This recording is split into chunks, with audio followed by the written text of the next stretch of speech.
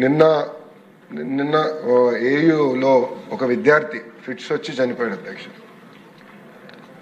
మనం కాపాడుకోలేకపోయాం. Ambulance hospital తీసుకెళ్ళినా ఆ పిల్లోడు మనం కాపాడలేకపోయాం. కానీ దాని వెనకాల ఏదో ఉందని కావాలని కొన్ని స్టూడెంట్ యూనియన్స్ అక్కడ పాఠాలు జరగకుండా ఇబ్బంది పెడతాం. చాలా చాలా బాధాకరం అధ్యక్ష. ప్రభుత్వం వినేదానికి సిద్ధంగా ఉంది. తప్పు జరిగితే సరిదిద్దుకునేదానికి కూడా మేము సిద్ధంగా ఉన్నాం. కానీ ఎక్కడైతే ఎలాంటి తప్పు జరగలేదో అక్కడ రాజకీయాలు చేస్తాం కరెక్ట్ కాదని నేను బలంగా నమ్ముతున్నా అధ్యక్ష. అందుకే ఇప్పుడు విద్యార్థి సంఘాలు కానివ్వండి, వాళ్ళ నాయకులను కూడా కోరేది మొత్తం ఉన్నత విద్య కానివ్వండి, మనం అందరం కలిసికట్టుగా బలోపేతం చేయాలి, మెరుగుపరచుకోవాల్సిన అవసరం మనందరిపైన ఉంది. మీరు కూడా దీంట్లో భాగస్వాములే.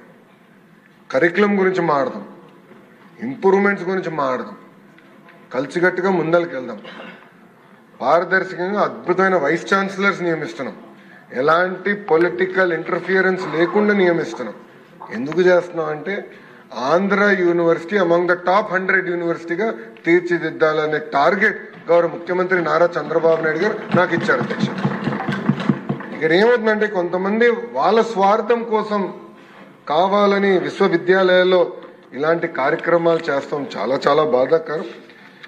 ఈ హౌస్ నుంచి కూడా వాళ్ళని కోరుతున్నాను, రండి కూర్చోండి, మన సమస్యలు మనమే పరిష్కరించుకోవాలి తప్ప పెద్ద పోరాటాలు చేయాల్సిన అవసరం లేదు. గత ప్రభుత్వంలో కాదు, ఎక్కడ మేము ఆంక్షలు పెట్టట్లేదు, పోలీసులను పెట్టట్లేదు.